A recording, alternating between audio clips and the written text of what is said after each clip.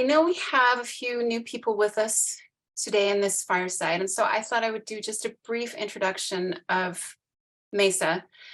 And we are a nonprofit organization. We don't represent the church in any way, but we do comprise Latter-day Saints who, drawing on our theology and our devotion to God, we have formed in order to basically prioritize the care of the creation that God has given us, and to work actively to help make positive change in creation care generally.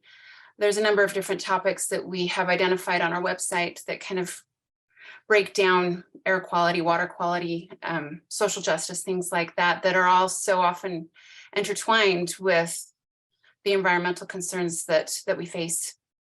And we draw inspiration from our teachings to work earnestly in a good cause and to make positive action. And a lot of that work is focused on influencing policy for positive environmental change, and to also reach out within our communities to educate as needed, to provide workshops and community for people who are concerned about these things, and to basically find different ways of addressing the issues that we change with our environmental challenges. So we can go into further detail of that if anybody has any particular questions about that. We also wanted to give just a shout out. We have a few more events coming up. Most notably is next month. We are co-hosting, along with the Mormon Women for Ethical Government and the Citizens Climate Lobby LDS Action Team and LDS Earth Stewardship, another special fireside that we're having at the Dome Chapel, the historic Dome Chapel in Salt Lake City, Sugar House area. That will be April 15th at 6 p.m. and we'll be featuring Darren Perry, who is the former chairman of the Northwestern Band of the Shoshone Tribe, and he will be speaking to us on the Indigenous perspective of how we can care for the earth, and drawing into our Latter-day Saint theology for that as well. I think that's mainly the most of our announcements. We do also want to draw attention to Earth Day and the upcoming efforts that are associated with that, and to draw upon the recent messages that we've had from our general authorities, including Bishop Kaze, and more recently, just this week, Bishop Waddell, who spoke at the Stegner Symposium here at the University of Utah in Salt Lake, and talking about very specific ways that the church as an organization and its members can be actively involved in trying to preserve and protect our natural environment, both locally as individuals and also in a broader sense. So those are some things to have on your radar. And then I will go ahead and turn this over to Soren. I will point out that we did want to put our theme with this fireside to the word of wisdom, which is not always thought of as an environmental topic per se, but as we dive into that, we see that there's actually quite a lot of congruence with and resonance with the environmental principles and the wisdom that we learn from the word of wisdom. And I'll go ahead and turn that over to you, Soren, to share that message. Thank you, Rachel. And I'm going to just share a few brief comments. As many of you may know, February 27th, 2023 marked the 190th anniversary of the revelation found in Doctrine and Covenants 89, which Latter-day Saints commonly know as the Word of Wisdom.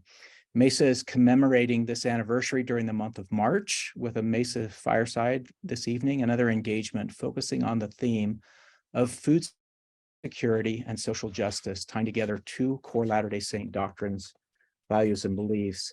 I want to share, some of you may be familiar with this book. When we studied the Doctrine and Covenants in Come Follow Me a couple of years ago, I picked up a copy of it. I want to just read the introduction in the chapter about the word of wisdom. Like many other revelations in the early church, Doctrine and Covenants 89, also known as the Word of Wisdom, came in response to a problem. In Kirtland, many men in the church were called to preach in various parts of the United States. They were to cry repentance unto the people and gather the Lord's elect. To prepare these recent converts for their important labors, Joseph Smith started a training school called the School of the Prophets, which was in section 88, just a couple of months before 89, which opened in Kirtland on the second floor of the Newell K. Whitney Mercantile Store in January of 1833. Every morning after breakfast, the men met in the school to hear instruction from Joseph Smith. The room was very small, and about 25 elders packed the space.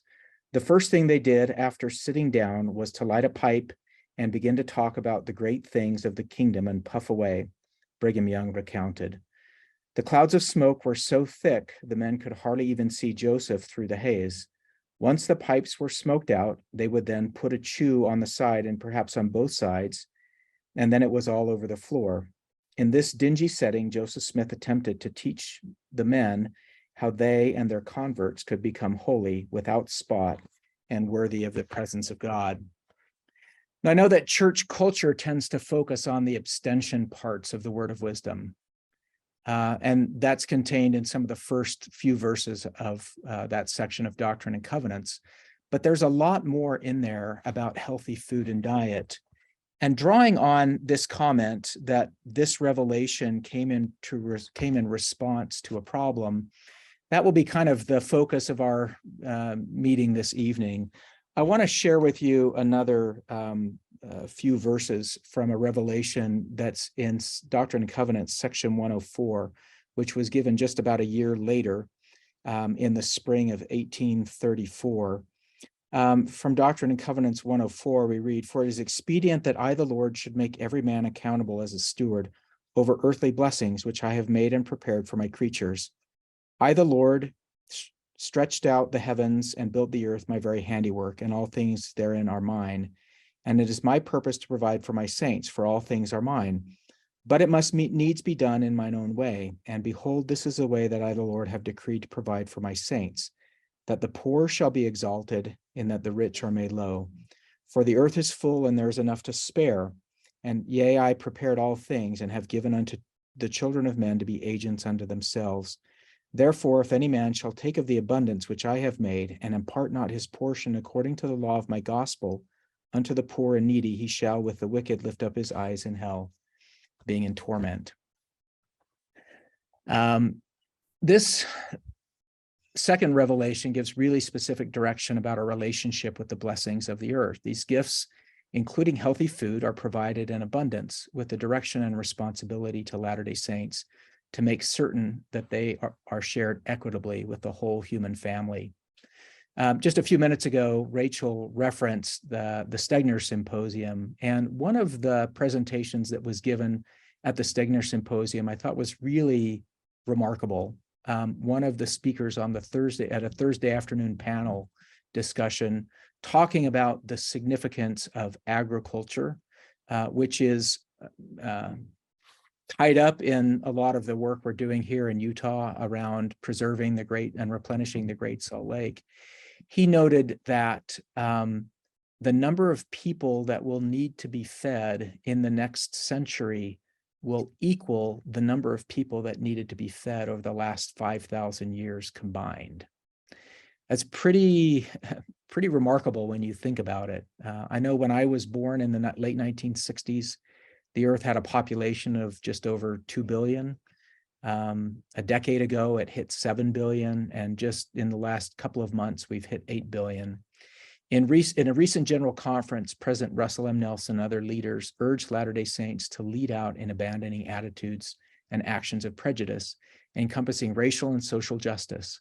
How can Latter-day Saints let God prevail in making the blessings of health, which are referenced in the Word of Wisdom, available to all, including those whose access to healthy food and lifestyles is challenged due to issues of food deserts, poverty, and environmental and social injustice?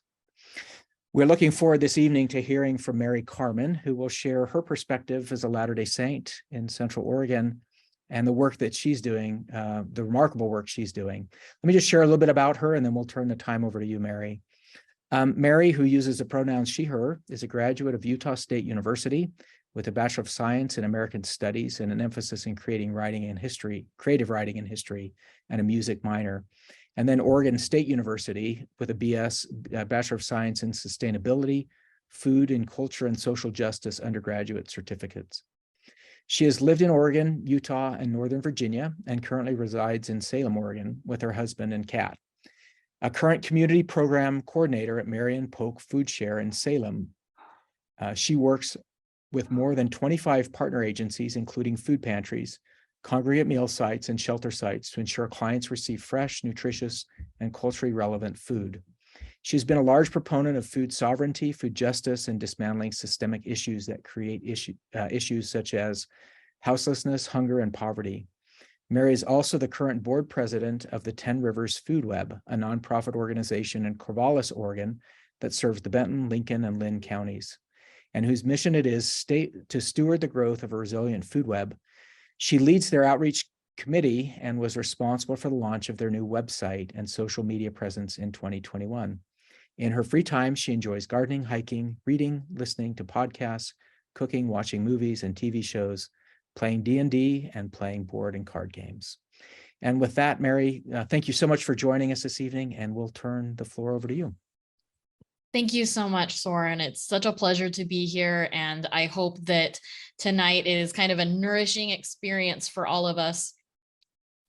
I do think it is an important distinction for me to make that I myself have never been food insecure. What kind of spurred my interest in this was when I was in elementary school.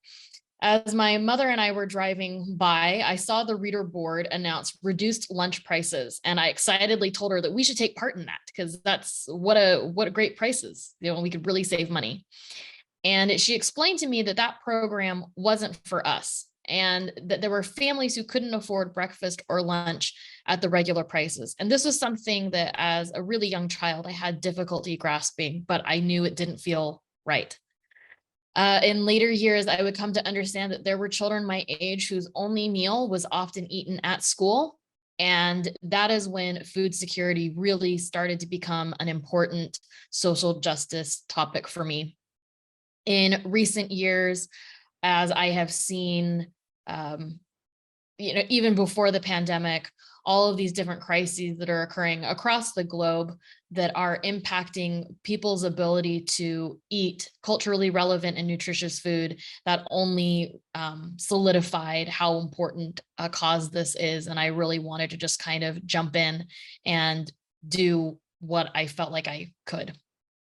So Soren read that about the word of wisdom, and we do focus so often on what it is that we're not supposed to do, but it does also indicate that we're supposed to eat fruits, herbs, vegetables, to eat, very little meat, and that grains are the staff of life. And then as he read in D&C 104, we know that Heavenly Father announced that there is enough to spare. That is the thing that I think stuck out to me the most. The earth is full and there is enough to spare. And that if any man does not impart his portion to the poor and needy, he will lift up his eyes in helping and torment. So what does this mean for us as Latter-day Saints, or for those who are not members of the church as Christians or as community members? I think that for many years, we have learned about the importance of self-sufficiency. And I think that that is really crucial. Building up food storage, being able to care for our households in the way that we need to, but we also need to tend to our neighbors' needs. We all know the very popular hymn, "Because I Have Been Given Much." And I believe that because we have been given much, we too must give. I have a brief PowerPoint presentation that I would like to share with you. All righty. So one of the first questions that we might have is, what causes food insecurity? And in the Food and Agriculture Organization of the United Nations states that food security requires economic, physical, and social access to food. In the March 2023 article by Farzana Barak and Monica Korzun, Food Prices Are Not the Only Obstacle to Achieving Food Security, their research found that there are 3 major barriers to accessing food: affordability, policies that perpetuate wealth and income disparity, and systemic forms of discrimination and racism. These systemic barriers create food apartheid, which is colloquially known as food deserts. So why have we made that shift from food deserts to food apartheid? The food sovereignty leader, Karen Washington, coined the phrase and defined it as, quote, a system of segregation that divides those with access to an abundance of nutritious food and those who have been denied that access due to systemic injustice, end quote. So there are 2 things that I want to note in this change of verbiage from deserts to apartheid. First, the term food desert implies that it is naturally occurring. And we know that systemic barriers are man-made. Food deserts come about because BIPOC, or Black, Indigenous, and people of color communities face major disadvantages, including Eurocentric structures and processes and practices, as Barak and Korzun found. Second, if food apartheid was created by society, we know that it can also be reversed by society through legislative action, social justice, and other long-term solutions. And that's something that we wouldn't necessarily be able to say about a food desert. In 2022, the Census Bureau released updated information that 80% of all single-parent households are maintained by mothers. And according to the USDA, food insecurity rates are highest for single mother households. Black families are 3 times more likely than white families to experience food insecurity. And further research indicates that the gender pay gap exists in 94% of all occupations, with women making 83 cents on the dollar. However, this gap widens for mothers who just make 74 cents on the dollar. And we can see that depending on one's ethnicity, that might even be lower. So let's do some math. My husband is the numbers guy in our relationship, so I am very grateful to him for assisting me with this. To be eligible to visit a food pantry in the United States, a family of 4 cannot make more than $90,000 annually. So let's presume that there is a family of 4 led by a single father, and that is what they are making. So that means they have to occasionally come to a food pantry to supplement their grocery budget due to the rising costs. However, if there is a family of 4 led by a single mother, she might only be making $66,600 because of that gender pay gap, which is less even than what a household of 3 needs to make to be eligible for food pantry access, and not much more than what a family of 2 needs. According to this chart provided by the USDA and the Census Bureau, we see that in 2021, the most food insecure households had below poverty line income levels, were led by single mothers, were BIPOC, and lived in principal cities or rural areas. However, we can see that suburban neighborhoods were not that far behind. So we know that this is occurring across the country, regardless of the community. We also see that the most common indicators of food insecurity include anxiety that food would not last, which can be more easily defined as the scarcity mentality, but that anxiety was warranted because the food bought did not last, meals were not balanced, and meals were often skipped. You see with that very pale blue line, for those living with very low food security, meals were skipped for days, weeks, or even months at a time, which then leads to malnutrition. Feeding America's interactive website shows us that according to the Census Bureau, approximately 38 million people live in poverty, which means that 11.6% of all people in the United States and 5.6% of all children lived in poverty in 2021. And these numbers obviously increased due to the global pandemic, inflation, the war, job loss, climbing mortgage and rent rates, and climate crises that lead to home loss. In Oregon, there have been a lot of wildfires that have been ravaging through communities, and people still have not been rehomed from them. And then the charts below show the 2020 food insecurity rates. So we see that the numbers have improved, but very minimally.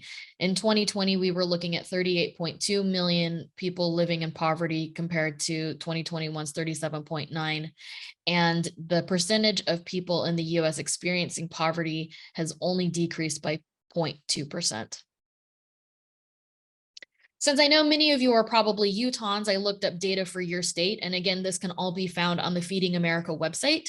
And we see that the state of Utah has a 9.2% food insecurity rate. But what is most interesting is that the southernmost rural areas experience the most food insecurity at pretty staggeringly high rates. As you can see, the really dark green is 41% are below SNAP threshold of 130% poverty. The U.S. Department of Agriculture Food and Nutrition Service administers 15 nutrition assistance programs, but the three largest that I'm going to discuss are SNAP, the National School Lunch Program, and WIC. So we'll go ahead and take a look at each program. SNAP, or formerly known as food stamps, provides benefits to low-income households to bolster their grocery budget. This program helps lower food insecurity and improve overall health. And many cities and counties take part in the Double Up Bucks program, which allows the purchase of fresh produce to be matched dollar for dollar up to a certain amount. There are even farmers markets who will take part in this program. Many households are however, there are also a lot of shortcomings with this program. So many households are ineligible due to immigration status. This is something that several groups in Oregon right now are trying to alleviate through Senate Bill 610, or Food for All Oregonians. So more people living in the state can receive these necessary benefits. And we also saw an enormous cut in benefits on March 1st for the country. Many of these emergency allotments ended previous to March 1st, but there were about, I think, 18 states, perhaps, don't quote me on that ended it on March 1st. These were provided in 2020 due to the global pandemic. And unfortunately, as we know, the need is almost as high as in 2020 because of all the reasons that I listed before: COVID-19, the war, inflation, job loss, home loss, other crises. And with the end of these emergency allotments, households are seeing up to a loss of nearly $500 a month in their benefits. The latest problem, one that I have seen firsthand with one of my agency's clients, is skimming because the cards are not microchipped. So SNAP benefits are easily stolen. My client the other day lost nearly $700 in SNAP benefits she had been diligently saving, and was forced to visit one of my food pantries to ensure that her household had enough food. The next program I want to talk about is the National School Lunch Program. It's a federally assisted meal program operating in public and nonprofit private schools and residential childcare institutions. It provides nutritionally balanced, low cost or no cost lunches to children each school day. Children may be determined categorically eligible for free meals through participation in certain federal assistance programs such as SNAP, or based on their status as a homeless, migrant, runaway, or foster child. There's also a school breakfast program that began in 1975 by the USDA, but did you know that the Black Panthers began a school breakfast program in the late 1960s that fed up to 10,000 children in California? Unfortunately, the FBI deemed the Black Panther group to be a dangerous group, and the free breakfast program was inexplicably considered a threat to national security. So the FBI shut down the program in the 1970s, but I would say it's probably safe to say that the USDA program was patterned after that one. Food Research and Action Center's report, The Reach of School Breakfast and Lunch During the 2021-2022 School Year, reveals that just over 15.5 million children received a school breakfast, and 29.9 million children received a school lunch on an average day during the 2021-22 school year. This is almost 890,000 more than those who received breakfast and 1.4 million more than those who received lunch during the 2018-19 school year, which we know is the last full year before the pandemic. According to FRAC, this growth in participation shows just what is possible when meals are available to all students at no cost. We know that school children are able to perform better in their classes, tests, and have more meaningful social interactions when they are fed. The third program that I want to discuss is WIC, or the Special Supplemental Program for Women, Infants, and Children. The mission of WIC is to safeguard the health of low-income women, infants, and children up to age 5 who are at nutrition risk by providing nutritious foods to supplement diets, information on healthy eating, and referrals to healthcare. Most state WIC programs provide vouchers that participants use at authorized food stores. A wide variety of state and local organizations cooperate in providing the food and healthcare benefits. And I found on the USDA website that the WIC authorized foods include infant cereal, baby foods, iron fortified adult cereal, fruits and vegetables, vitamin C rich fruit or vegetable juice, eggs, milk, cheese, yogurt, soy-based beverages, tofu, peanut butter, dried and canned beans or peas, canned fish, whole wheat bread, and other whole grain options. And I know that they are pushing to provide more benefits for those fresh fruits and vegetables more than, say, juice. The program isn't only limited to food like SNAP or the NSLP. However, participants have access to a variety of resources, including health screening, nutrition and breastfeeding counseling, immunization screening and referral, substance abuse referral, and more. I collected all this information from the USDA website, but this graphic is from the Food Research and Action Center. According to the Food Research and Action Center, and I don't know if you've noticed, but I really like them a lot. In 2020, only 50% of all eligible individuals and 41% of eligible children participated in WIC, equating to a shortfall of almost 6 million additional individuals. The WIC Community Innovation and Outreach Project is working to change that, however. So hopefully we'll be able to see a higher number of individuals participating in the WIC program. Now I want to move on to kind of what's in my wheelhouse, food banks and food pantries. I do need to mention that views and opinions are my own and they do not reflect my employer. So I first wanted to go over some terminology. This is something that a lot of people aren't familiar with because there is a difference between a food bank and a food pantry. So regional food banks distribute food through intermediaries like food pantries and other sites within their network. Where I work at Marion Polk Food Share in Salem, that is a regional food bank. And we are basically an enormous warehouse that is storing the food that we are going to redistribute through food pantries. A food pantry is where hungry families can receive food supplied with food from that food bank. And then a congregate meal site are colloquially known as soup kitchens and provide low-income individuals and households with hot meals throughout the week. So I work with around 27 or so food pantries, meal sites, and produce and bread pop-up sites, predominantly in Polk County, Oregon. So I'm in the Willamette Valley. Part of my position is to ensure that they are complying with the regulations set forth by the USDA, Feeding America, Oregon Food Bank, and/or Marion Polk Food Share, with whom they are all contractually bound.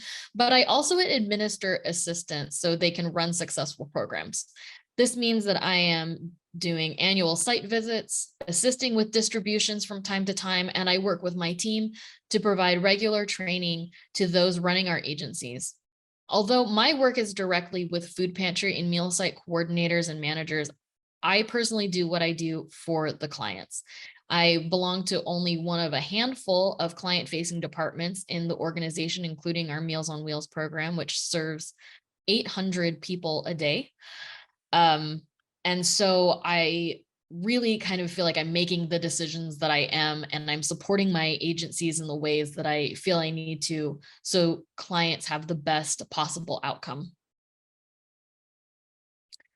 So because there are several households in Oregon who do not qualify for any of those federal assistance programs, we are finding an increase in clients who come to food pantries to shop for their groceries rather than supplement, as was the case in the past. There are many instances where clients need to make a difficult decision between paying for mortgage or rent, car maintenance, medications and healthcare, whether appropriate clothing or food. I've heard of some clients who use all of their SNAP benefits on baby formula and food, which then forces them to obtain food for themselves only through food pantries. So they used to be more of a supplement, and now we're seeing that it's often the only source of food. Go ahead and stop sharing that with you. So how do we ensure that our neighbors are nourished and fed? That's kind of, I think, like the crux of this, right? As members of the church or as community members. The first thing that I can say is that we need to meet that immediate need of hunger, along with fighting to end the systemic barriers that create it in the first place. So that means fighting for higher wages, more affordable housing, and lower barrier social services. The next thing is legislative action. Reach out to your congresspeople and let them know that as their constituents, you want to see more equity throughout your city, county, and or state. Another part of legislative action can be in food sovereignty.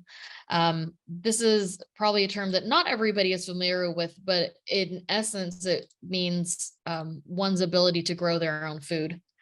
I've put a link in the chat for an article that I would really encourage you to read. I think it's a great article.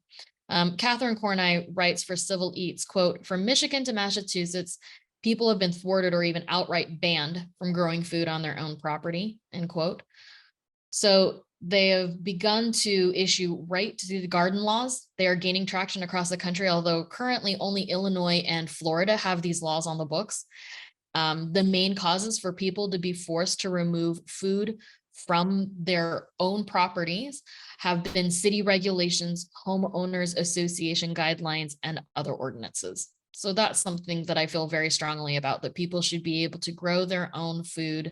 And that often is going to be much more culturally relevant than they might be able to get at a national chain grocery store. Another article I want to share with you is about Indigenous food sovereignty. We know that Indigenous people experience some of the highest barriers. These first foods are helping them first regain control over what it is that they are consuming as tribes, and it is also improving their health. So I really encourage you to check out both of these articles. This one, especially about the Pacific Northwest, is just really fascinating. It's a little interactive. And it's also worth mentioning that one of Marion Polk Food Share's partner programs is called Iskamukmuk House, and it is serving the Confederated Tribes of Grand Ronde. Another thing that we can do, along with meeting that immediate need and ending the systemic barriers and legislative action, is to support small local farms. Unfortunately, we know that big ag workers are often food insecure and underpaid. And it seems kind of, counter to everything that I believe in, that those who are growing, picking, processing, and providing the food that we eat cannot even access it themselves. And then the last thing that I think is a really great option is to fight for universal school meals. I think that they should be available to all students across the country, regardless of familial income. We found an incredible drop in childhood poverty when the universal meals were available. And a lot of states have dropped those programs, along with other federal funding that was related to the global pandemic. But there are some states that are still maintaining it. So in Oregon, where I live, in the Salem-Keizer School District, currently all students through the end of this school year are receiving free meals regardless.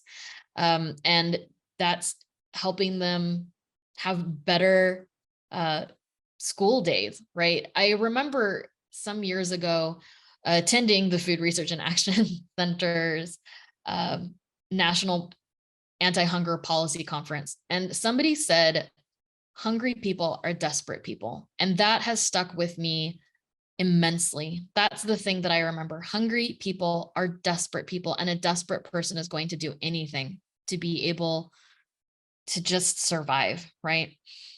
Another thing, and I am absolutely one of, I'd say probably part of the problem, but I think an issue is the jokes that people make about being hangry, right? We know those Snickers commercials, you aren't you when you're hungry, and people are really like ravenous and horrible. As soon as they get a Snickers, they're better. One of the jokes that I had with my husband when we were first dating was that under no circumstances was I going to let him see me hangry, because I simply turned into a different person. Kind of monstrous, actually. But it occurs to me, right, that we can't make these societal jokes, but then deem actual hungry people's behavior as inappropriate because they are so hungry and they are so desperate. If you think about that feeling that you have in the pit of your stomach when you haven't eaten breakfast or lunch, imagine that for months on end. I think that you would hit a point where your desperation it would be impossible to hide. So going back to my earlier point about food apartheid, because I know that I just hit you with a lot of really sobering information. This is man-made, and we are able to change and reverse it through our actions. I think that for me is like the little glimmering hope, right, that I have when I'm doing my work. This is technically a fixable thing if we all join together and fight. We know that in Doctrine and Covenants 104, Heavenly Father is clear that we are to share with those in need and ensure that they have equitable access to food because, as he said, there is enough. So we don't have to worry about whether or not there is enough food. We know that there is enough food. It just isn't being distributed in an equitable manner. I have a very strong testimony about stewardship and the importance of helping our neighbors. We read in the scriptures, are we not all beggars, right? We've heard those talks. We know that all of us come to God out of desperation for a variety of reasons. And I think that the important thing is to have empathy for those who are experiencing this physical and then also mental and spiritual hunger, and turn to them and help them and assist them as much as we possibly can. At Marion Polk Food Share, I am helping to meet that immediate need of hunger, but that isn't going to be enough. Just getting food to people isn't going to be enough. That ultimately is kind of a Band-Aid on a much larger problem. So that's why I talk about ending hunger then by breaking down those systemic barriers. I believe that Heavenly Father has provided for us the education and the resources necessary so that we can better understand this and that we can, as constituents of Congresspeople across the United States, fight for our siblings who are hungry and in need. It is it's just really befuddling to me that I live in a country that is so wealthy and yet has so much childhood poverty.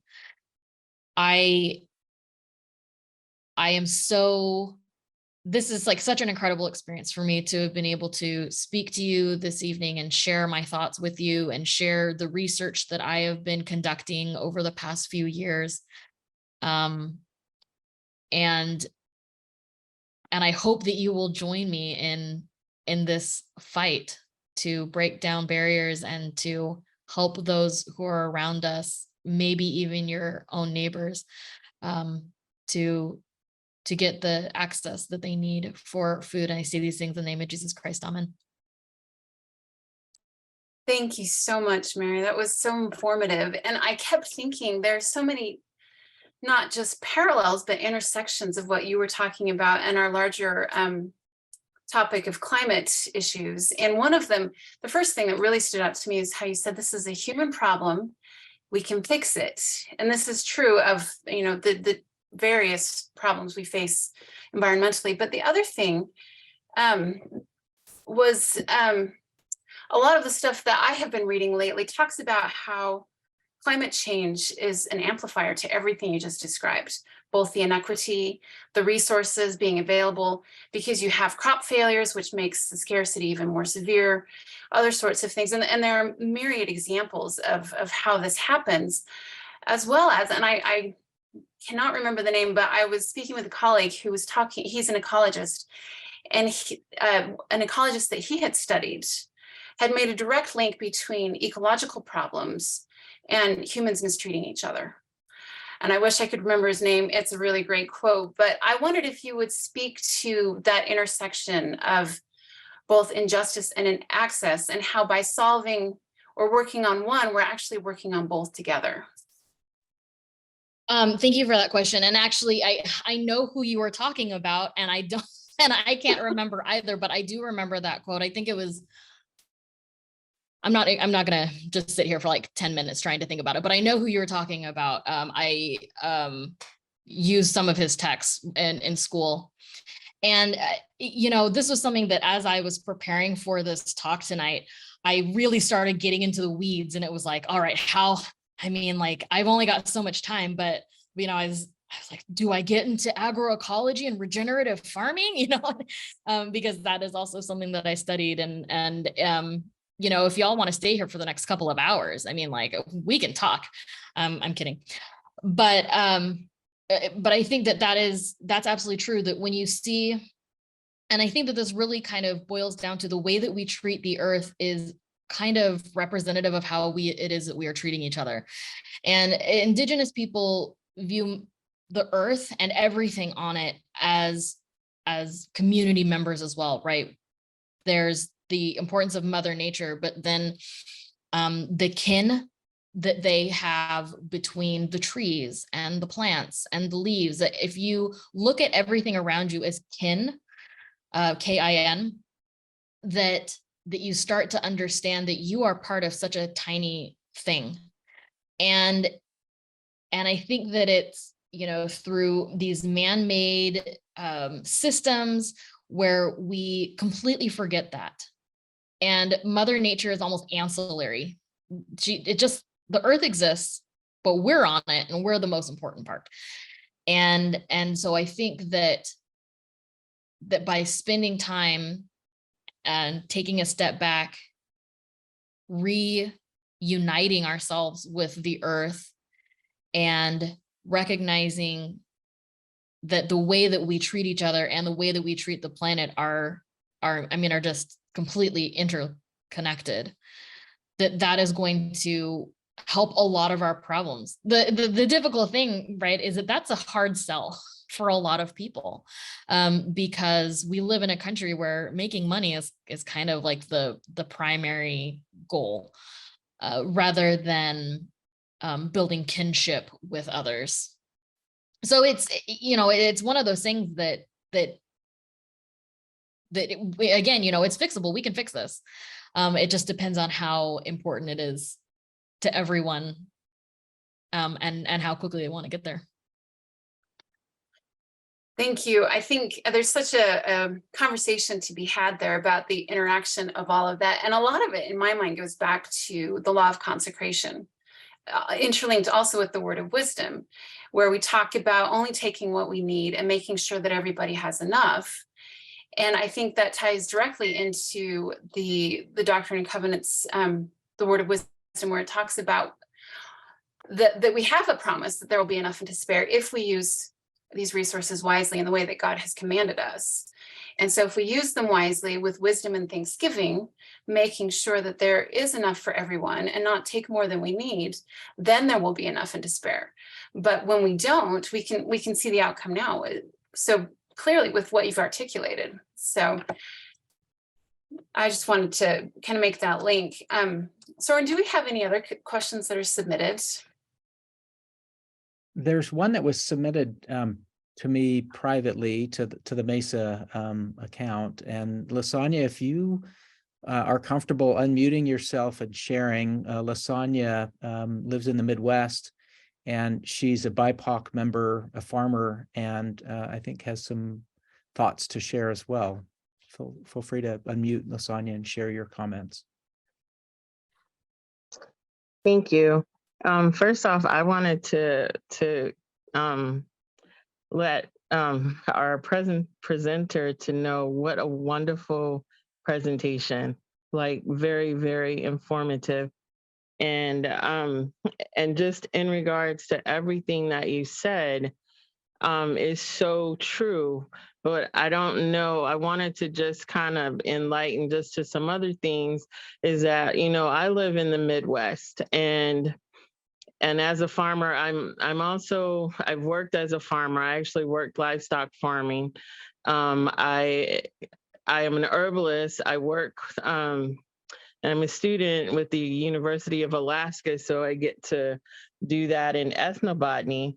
And the one thing that I have learned that nature, very much in regards to the water, so listening to things like that, you know, is that in agriculture in and of itself, you know, the pesticides and the herbicides and a lot of the things that have happened in regards to that, has caused, you know, a lot of water runoff and things like that, which now is not only affecting the fact of our water, but also health issues.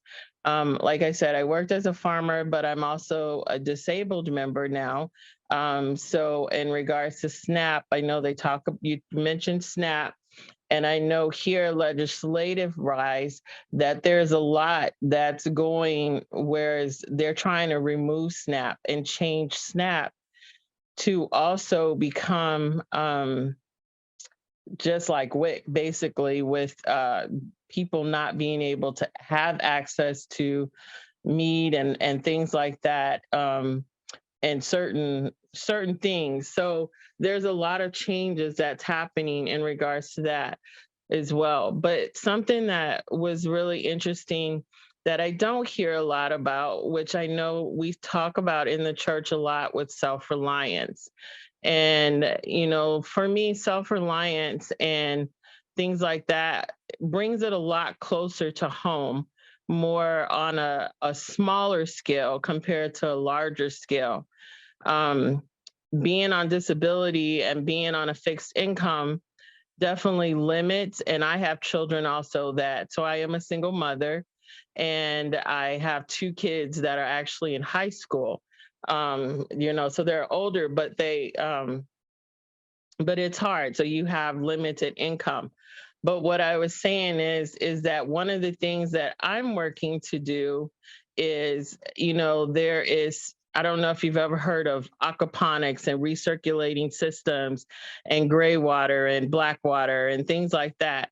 Things where you can literally do for yourself in regards to managing your own waste, growing your own food in your own backyard, using recycled resources such as barrels and IBC totes, that you're able to grow fish in your own backyard, you know, setting up a system and growing your own food, and just taking care of some of those things yourself and being able to provide and individualize your food systems. So I just wanted to share that, you know, that there are possibilities that if we focused on trying to teach people how to take care of fish for themselves, I guess, you know, they always talk about the fish, you know, that fishing, but more emphasis on teaching people how to do for themselves, and especially our young people, because our young people don't have a knowledge of any of this. So anyways, I probably didn't explain that very well, but I just, you know, I fit in that category of everything that you've spoken of. And And I just know that for me personally, I find that having to depend on assistance is really difficult, but actually putting into place, starting to set up for myself how I can feed myself and that I can maintain a system for myself is really important. And it's something that can be taught. And it doesn't require a lot of space. You know, it could be as simple as your own garage if you have that, and sometimes even your own balcony if you live in an apartment or things like that. Thank you so much, Lasagna, for sharing all of that. And, I think that that's one of the biggest reasons why I really fight for that food sovereignty, is to ensure that everybody has that ability to be able to become self-reliant themselves, because we know that there are so many people, especially we find this in the urban areas, where people do not have the access, the ability, or the even kind of basic human right to grow their own food. And so food sovereignty, and especially indigenous food sovereignty, have been really important to me. One other thing that you mentioned, and you were talking about kind of like aquaponics, or looking into like recycled, water options. And I think that there's so much education out there, right? That kind of help us learn that there are a lot of better, more sustainable, regenerative ways to grow food. And that's something that I really hope that over time, those really large factory farms, or the commodity farming starts to turn toward. And we kind of know that that is extremely necessary. And if they don't do that, then things are going to just continue to we're going to continue to have worse and worse climate crises. So thank you for sharing all of that, Lasagna. I wanted to thank you for that as well. I think between both of you, the thing that's coming to mind for me is the importance of interdependence. We all need to feel a sense of dependence and self-reliance, but we all also need help. And our society's gotten away from that sense of connectedness. And so as we work on these things, I think it really boils down to community, so that we can share that knowledge, help each other as needed, and then support each other and celebrate those successes. I teach, and one of the things that I find most meaningful is teaching. I actually teach hand skills, knitting, wood carving, things like that. And these are skills that have slipped away somewhat. I wouldn't say they were an endangered group of skills, but we've gotten so distracted by so many other things that we've forgotten to pass on this knowledge and make it an everyday part of life. And cooking, and like there are so many examples. And so by really focusing on building community and actually supporting each other, not just sending people off to go it alone, or with a few handouts, but not providing the support and that education piece that you mentioned. So I appreciate both of you bringing up those things. We are nearly out of time, so I'm going to do one last call to see if anybody else has any other questions for Mary, our presenter, or in general about the work that we're doing here at MESA.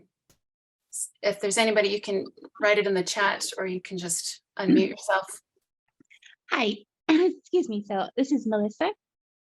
I have a question related to some of the programs that are out there, such as SNAP and the free lunches.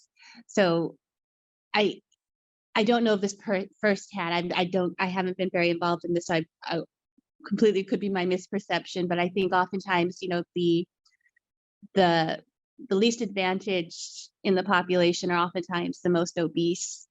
They struggle because cheap food is often unhealthy food, and it's also the easiest food to prepare. If you're someone juggling multiple jobs, it's wonderful to think you can maintain a garden. As someone who gardens, I know how time consuming it can be. So what are the solutions that are out there to help get people access to healthier food? The agricultural revolution was really great in terms of, it accomplished a lot in terms of making food cheaply available. And we all know going and buying organic or going to the farmer's market, that's more expensive. So what are the solutions that are being thought of to help people get access to that good, wholesome food that can really improve not only their hunger, but their nutrition and their well-being and health?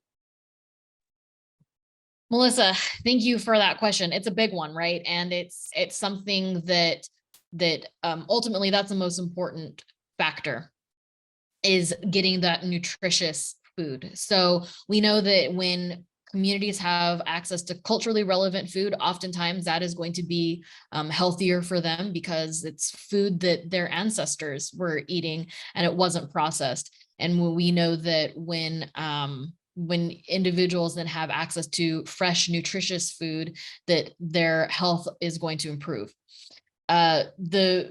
And you're absolutely correct that those who are experiencing food insecurity have the worst health indicators of pretty much anyone. You're looking at diabetes, high blood pressure, heart disease, and then there are, and I mean, really any risk factor that you can think of. And I think that